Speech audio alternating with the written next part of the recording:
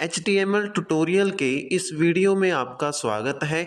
HTML tutorial के इस video में हम HTML के एलिमेंट्स और टैग के अलग अलग टाइप्स के बारे में जानेंगे जो कि HTML के कोड को लिखने के लिए प्रयोग में आते हैं।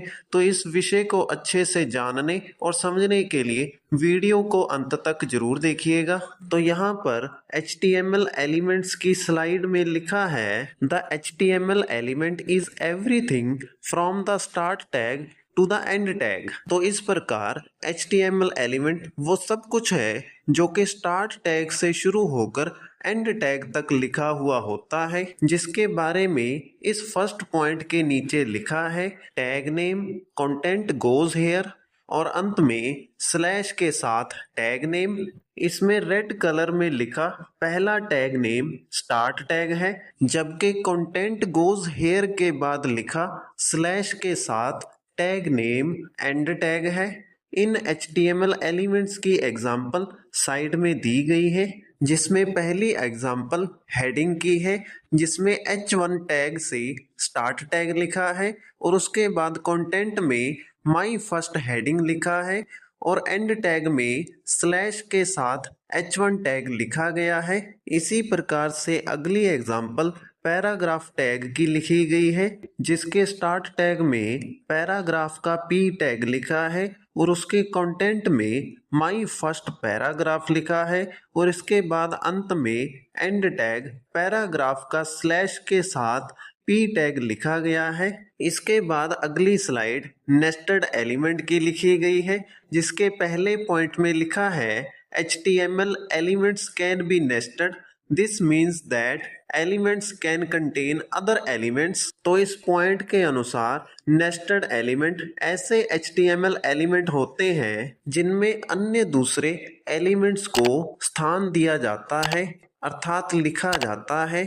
इसके दूसरे पॉइंट में लिखा है all HTML documents consist of nested HTML elements. तो इस पॉइंट के अनुसार सभी के सभी HTML डॉक्यूमेंट्स में नेस्टेड HTML एलिमेंट्स मौजूद होते हैं। इसके बाद तीसरे पॉइंट में लिखा है the following example contains 2 HTML elements H1 and P tag. तो इस पॉइंट के अनुसार अगली एग्जाम्पल में H1 हेडिंग टैग और P पैराग्राफ टैग को बॉडी टैग के अंदर नेस्टेड एलिमेंट के रूप में लिखा गया है। इस एग्जाम्पल में स्टार्ट और एंड टैग बॉडी टैग है। इसके बाद अगली स्लाइड में स्टार्ट टैग और एंड टैग के बारे में लिखा गया है, जिसकी स्टार्ट टैग हेडिंग के अंदर HTML के विदाउट स्लैश वाले टैग को स्टार्ट टैग के रूप में लिखा गया है, जबकि एंड टैग की एक्सप्लेनेशन में स्लैश वाले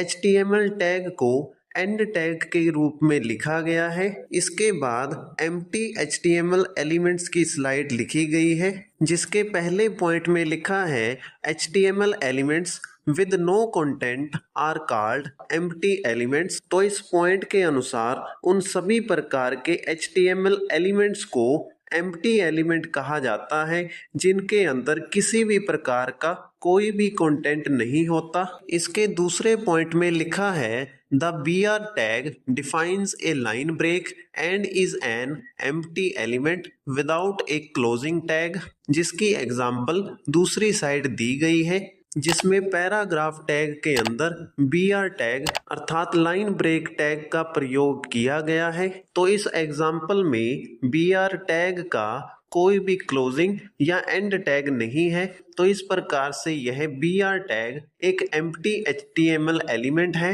इसके बाद अगली स्लाइड में टैग्स के लिए इंपॉर्टेंट पॉइंट लिखे गए हैं, जिसके पहले पॉइंट के अनुसार never skip the end tag in nested elements. तो इस पॉइंट के अनुसार HTML के नेस्टेड टैग या एलिमेंट्स में एंड टैग को कभी भी स्किप नहीं करना चाहिए। HTML के एंड टैग को स्किप करने पर आपके लिखे हुए कोड में एरर आ सकती है।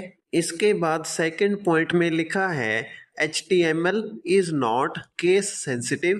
तो इस पॉइंट के अनुसार HTML लैंग्वेज केस सेंसिटिव नहीं है, जिसकी एग्जाम्पल तीसरे पॉइंट में लिखी गई है, जैसे कि कैपिटल लेटर में लिखे गए पैराग्राफ टैग का मीनिंग स्मॉल लेटर में लिखे गए पैराग्राफ टैग का मीनिंग सेम होता है। इसके बाद चौथे पॉइंट में लिखा है the HTML standard does not require lower case tags but W3C recommends lower case in HTML। तो इस पॉइंट के अनुसार HTML लैंग्वेज में कोई भी ऐसा स्टैंडर्ड निर्धारित नहीं है कि किसी भी HTML के टैग को लोअर केस में लिखना है, परंतु जो W3C स्टैंडर्ड ऑर्गेनाइजेशन है वो रेकमेंड करती है कि HTML के टैग्स को लोअर केस में ही लिखना चाहिए। तो इसी के साथ हमारी इस वीडियो का विषय यहीं पर समाप्त होता है। अगर आपको वीडियो अच्छा लगा